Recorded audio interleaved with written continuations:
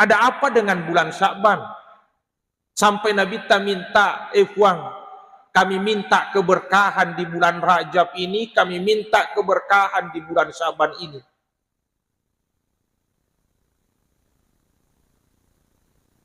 Bahkan itu hadisnya Nabi sallallahu alaihi wasallam, itu hadisnya Nabi mengatakan bulan Rajab itu syahrullah, bulan nafung Allah Ta'ala.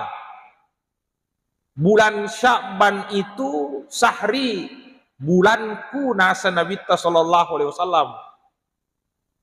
Dan syahrul Ramadan, bulan Ramadan itu syahrul ummati, bulanna umatku.